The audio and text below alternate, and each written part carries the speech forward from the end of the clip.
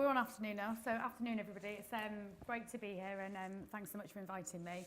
As Justin's just said, I'm Claire Ashton. I'm currently Acting Director of Graduate Recruitment at Teach First, and usually my normal role is leading the attraction team, so looking at our marketing, on-campus recruitment, and developing our undergraduate programs offering, which is our kind of early university pipeline development. So yeah, I'm going to give you a bit of a whistle-stop tour in terms of how we've got to where we are in a relatively short space of time. So Teach First, the charity, was founded in 2002. We recruited our first cohort of teachers in 2003, and since then have continued to grow pretty much exponentially year on year. So yeah, the framing for this session was really to try and think about parallels about growth in recruitment and some of the techniques and obviously some of the challenges that we've faced in that time. I think the things to point out on there is that we are back to pre-recession kind of graduate recruiting. At the moment, competition is absolutely rife.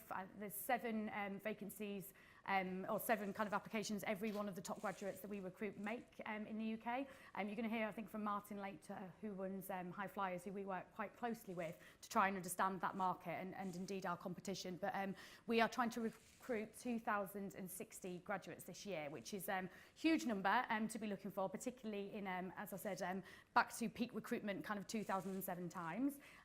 We also are looking for 43% growth on last year. So just to give some context, we didn't hit our targets last year, and they were very challenging. We were looking for 1,500 people to join our programme, and we recruited 1,426. So despite the huge numbers, there is really a very, very large challenge that we have on our hands. So again, whistle-stop tour, and I'll try and talk to you about some of the techniques that we've employed over the years and some of the things that we'll be trying again this year. What is Teach First? Hopefully some of you have heard of us in our kind of graduate recruitment guides, as well as thinking about us as a charity, is the work that we do in schools across the UK. Shockingly, in the UK, the link between low family income and poor educational attainment is actually higher than in any other developed country, which is just frankly phenomenal when we're sat in this room with this amazing view, and you just think about the kind of poor life chances that so many kids, particularly in the outskirts of the capital, have. What Teach First is trying to do is try and change that through the medium of education primarily. So our vision on the board there is that no child's educational success should be limited by their socioeconomic background, and we do that through trying to build a community of leaders that firstly have that experience teaching in low-income schools for 2 years, making an impact on the ground, but then beyond that, helping them to become leaders in many and various different fields, whether that's in education, in government, in corporate kind of organisations as well, so that we're trying to really create a dialogue about, as I said, the really poor educational opportunities that are around for some of our young people today. This is where we are at the moment in trying to do that. So as I said, we'd recruited 1,426 graduates onto our programme this year. They, a couple of weeks ago, started teaching in 11 local areas across the UK. We started off as a London programme in 2003, and again, since then, the growth has taken us to 10 regions in England, and we recently expanded to Wales as well. They've studied a variety of subjects. Just to pick up on the unicorns piece that Juan was just talking about, a major focus for us is STEM teachers, so science, technology, engineering and mathematics graduates. There is a huge dearth of those students around. There's a huge dearth of people with that background going in and teaching, and especially in teaching in the challenging schools that we work in as well. And you know, as you were saying so rightly, that really is having an impact on kind of UK PLC, because fewer people are getting the teaching they need to then go on to university to then fill these shortages in some of the subjects and some of the vacancies that we all struggle to fill as employers as well. So really important work. So how we did it, this is really small, so apologies, I sent through the wrong size slides. As you can tell, I'm not a technology expert myself. I'm arts background and it shows, but just some kind of key headlines to start talking you through some of the ways in which we've done this. So strategy, so I guess it all starts there, doesn't it? Trying to have a really clear strategy, and what we did was try and sell the problem rather than the profession. You've seen the vision and the mission.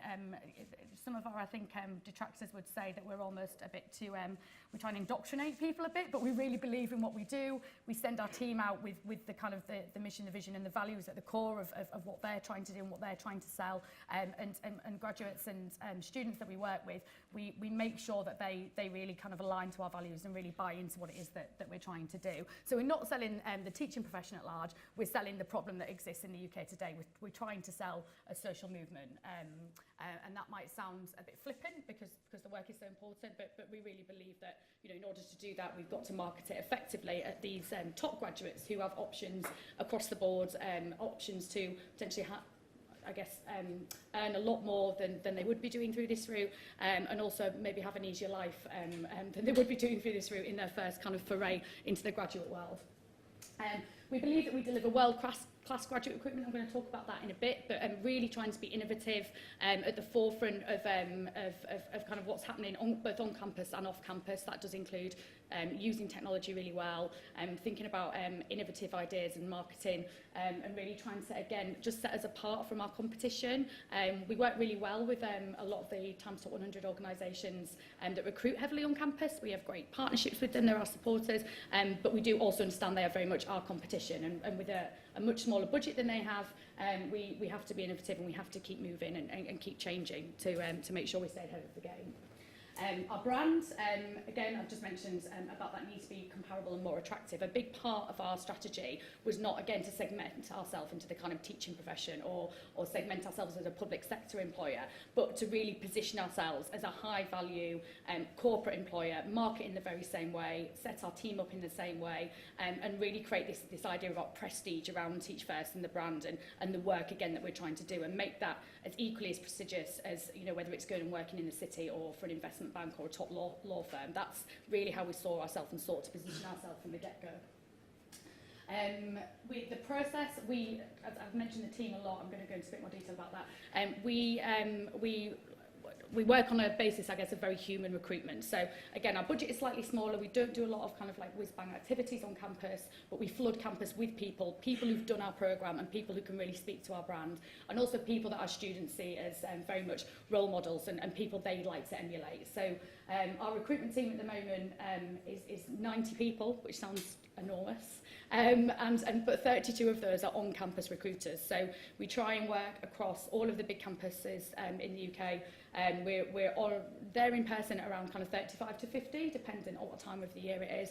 And again, we have an online relationship with a lot of others that we can't physically get to. We've recruited from 103 universities this year. So again, I think that shows the scope of the places that we're going and the brands that is reaching. The people that we do have on team, as I said, have usually kind of quite recently finished the programme, so they might have taught themselves, or they're experienced recruiters who've worked, again, for a number of the Times Top 100 organisations that we kind of, I guess we see as our competitors, and are very highly skilled in their kind of sell and their brand and marketing approach. And research, finally, I've mentioned Martin already. I've given him 2 shout-outs already. I don't think he's here yet. But places like High Flyers, who can give you brilliant data, HESA, which is the higher education data authority that can kind of inform you about your marketplace. So like, where are those STEM students, those unicorns, what universities have they gone to? How are you doing in terms of your profile and appeal by doing on-campus surveys? We run a lot of internal research as well, kind of that can be like quantitative surveys or qualitative. We go out on campus, we have a team of students working for us, and again we ask them to kind of infiltrate their networks to ask what people really think about us, and actually is our proposition one that you would consider and not go on and do, or is it something that actually, you know, you just don't want to consider because it's not that attractive. So that's how we kind of measure ourselves. We want everybody to think of us as a proposition. Not everybody's going to want to come and do the programme, that's fine, but our aim is to get every kind of top student to think that Teach First might be something that they'd be interested in doing. Again, so this is just an example of some of the research that we get. We get a kind of commissioned piece of research, so the data set that High Flyers get is pretty good in terms of the graduate recruitment marketplace. There's 17,000 students take part in it across, I think it's 18 universities, so 18 of the kind of top universities that most recruiters go to. And you can get some really rich information from that. And luckily for us, even though we're quite a new organisation, we've been doing this from the get-go. So we've got kind of a good 10 years of information in this. So we've been able to see and then target our market based on perceptions and the appeal.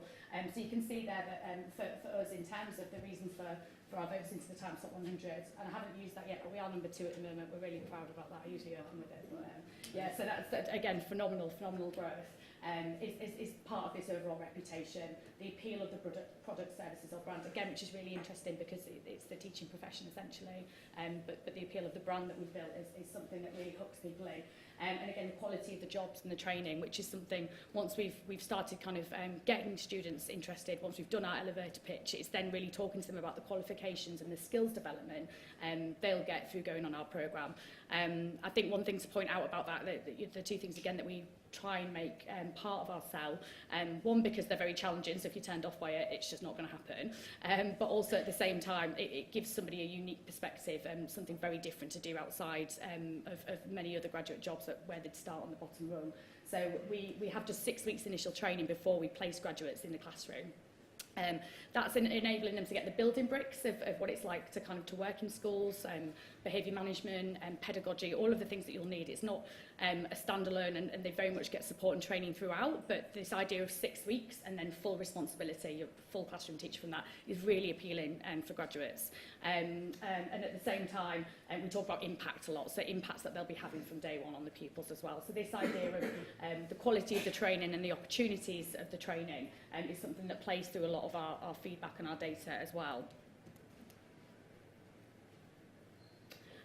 So what are we doing currently? Again, I mentioned some of those things that kind of form the basis or the concrete foundations, I guess, of our strategy. But these are really the kind of 7 pillars, I guess, within that. It's probably not a great analogy. I'm trying to draw something in my mind. It's not working, but go with it. So the seven kind of tenets, I guess, of what we do. So I've mentioned research. University research can be really helpful as well. We do try and build really great value-added relationships, particularly with universities who, we want to recruit their students. We'll also help support them training and developing their students. And at the same time, if they can help us a bit with some data and point us in the right direction of places to find, mass groups of talent or smaller pockets of unicorns, then that's obviously very beneficial for us. In terms of our intelligence, again, 10 years doesn't sound that long, but when you've had a real heavy campus presence for that time, our starter kits, which is what we call the tools that we give our recruiters, are kind of, pages of people to meet with, places to put your stall at, times of year to do things, who to talk to at the career service, who to take cakes to in the physics department, all that kind of stuff. It's really helpful. No one else really does that either. I would definitely recommend sweets, cakes, taking people for lunch, just generally being nice. That is really, really helpful. So as soon as a new recruiter starts, because I'm going to talk about our challenges in a moment, and certainly we do have quite a high staff turnover, they've got this kind of knowledge at their fingertips, and that knowledge management is so crucial to people hitting the ground running and being able to recruit quickly and effectively. Marketing, we do a lot in terms of our on and offline presence as well. We kind of really pride ourselves on, again, the marketing and the way that we position ourselves, in that it's very much a graduate programme, but at the same time with the vision, values and mission of what we're doing at its core. I'm going to show you a little clip of one of the trailers that we use at the end of the session as well, just to give you an example of the type of things we're trying to do, to really provoke people to think as well about what the issue is and what we are trying to do. This again, idea of building a movement and playing a role in that. Again, advertising, we do lots of spray and pray, as we call it. That's all the high visibility stuff on campus, student volunteers who'll work with us, stalls at careers fairs, just trying to get ourselves out there as much as possible. We've just done a great campaign at the moment on the buses in Manchester. Anyone familiar with Manchester and Oxford Road and the bus routes, the magic buses that go down there?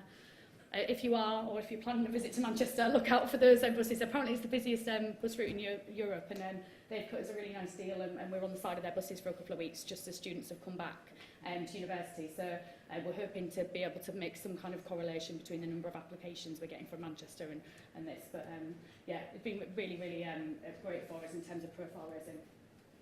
Digital, again, I won't go into too much detail, again, I'm sure you're all well versed in that, but really trying to infiltrate every single kind of digital angle that we can. And we're investing heavily in that this year, actually, less on the on-campus recruiters and more in that internal marketing team and the digital focus there as well.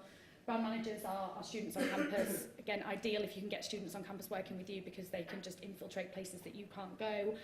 They're very credible as well. Selling to your friends is you know, sometimes a lot easier than having a recruiter sit there and talk to you about the benefits of a programme. And generally, they're just a great source of feedback as well, what other people are doing on campus, what other people are saying about you. Really, really helpful, and I'd definitely recommend that. And then again, just the traditional kind of milk rounds, which if any of you do campus kind of recruiting, you'll know we're in the swing of now. So the careers fairs, presentations, developing students through skill sessions and running one-to-ones, but it's really all about face time. We really try and we value ourselves on our customer service and our approach as well, that sets us out to be slightly different, hopefully, from anybody else that is recruiting on campus. Oh, I think there was something else to do in there. It's not over to you. I'm not going to ask you to do the end of the presentation. That's fine. I think I might have missed the slide there. Yeah, and I did just want to go through, I think I've missed the slide off, sorry, but some of the lessons learned, because I think that's a whistle-stop, real like broad brush picture. But I think the reasons that we've been able to kind of grow so much over the years, I don't know if I did say that, so it's kind of 650% growth since we kind of started with 186 participants, which is pretty amazing. It's because we have had a real internal look at ourselves every season. Very harsh critics, as well as, you know, I've obviously kind of given you two great snippets of some of the success we've had, but constantly looking and evolving about what we could have done better, and what we could have developed, and the data that we could have used to inform that. And for every participant, as we call them, that doesn't start the programme, so on average about 20% of people won't take up our offer, or they won't join us, and so that's quite a high turnover. We really try and do some internal kind of analysis and follow up to understand why that is. What are the barriers? We get people so far, and yet they find it too much to kind of actually begin with us. So that's a real key area of focus for us, and we've managed to get that down. But we had a really high intake in that last year. Again, particularly from STEM students, who I think as the markets coming up, there's more opportunities, they're getting more offers. So that's something that we're going to continue to really evaluate, and we definitely haven't cracked.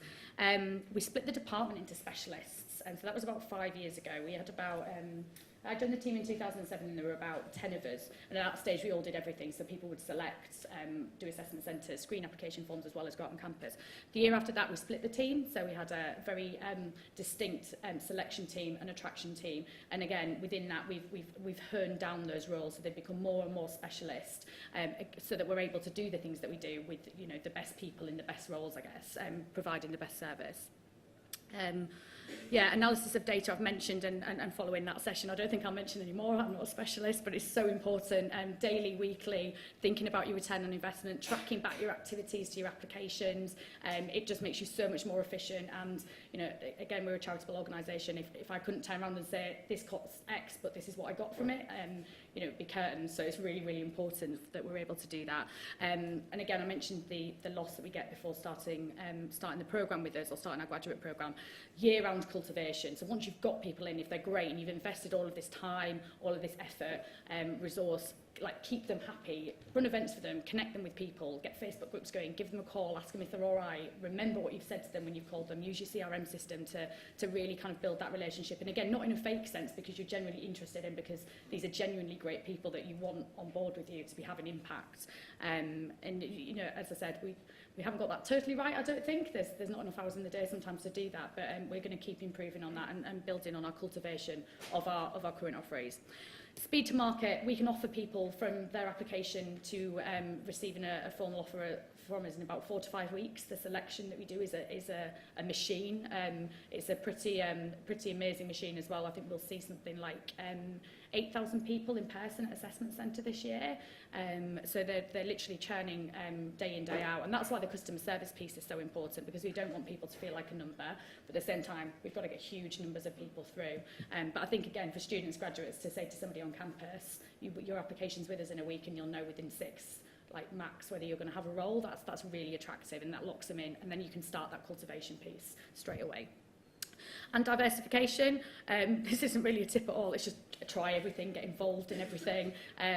We do all of the traditional stuff as well as some of the non-traditional pieces of work. There's various organisations on campus, off campus that have asked us to become involved with them, which we've done over the years, like quite kind of cautiously, but at the same time, if something's new and it's going to work, you want to be, you know, founding sponsor or at the head of the game before anybody else gets there as well. So we're doing something at the moment, for example, which is a prospects are running. It's called Work Ready. So it's kind of a series of skills sets, kind of skills development opportunities for undergraduate STEM students. They're targeting about 10 universities, and you know, they want some kind of support and also help facilitating that.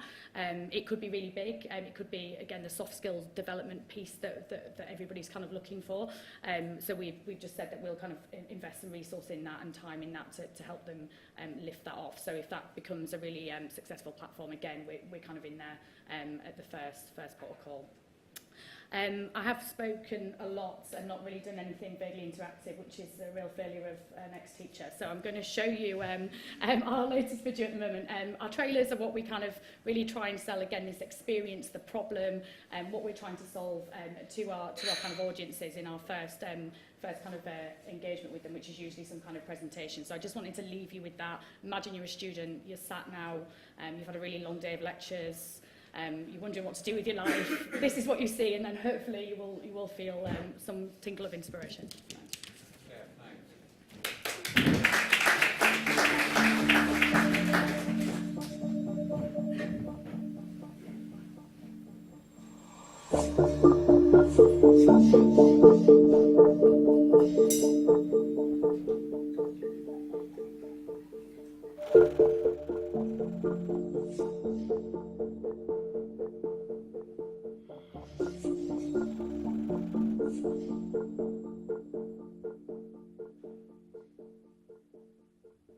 At first, it was an adventure. The start of my mission, at the heart of the system, where you get a chance to listen, advance in vision, learn your task and life's ambition so you can make the right decision. When I was 15, school felt oppressive. And this one maths teacher was a manic depressive. A victim asleep and a passive aggressive. He'd rather me out his class than in his lesson. And that was it. No more maths for me. Spiraling out of control in the hope to feel free. Bunking one lesson turned into most of the week, you see. A classroom is a classroom where thriving minds come to expand and grow, where seeds get sown, but from all walks of life these feet have grown. Some get beat, some get treats at home. Some might see the right path. Some might need to be shown. Some teachers see the signs. Some just don't. Some show their care inside. Some just won't. A true teacher provides their students' lives with hope, doesn't undermine or make you feel alone, doesn't clip your wings before you've flown. A true teacher looks you in the eye and says, find your dreams and fly. Cares, actually wants to share their time. It's so much more than just a 9 to 5. You're guiding lives. I can't's just short for I can try. Teamwork makes the dream work, comes to mind. Now that's worth an underline.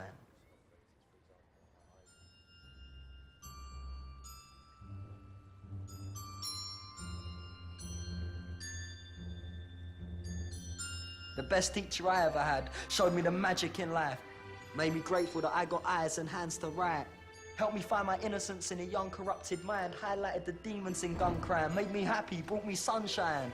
It's mad how one word, one line can change somebody's whole life.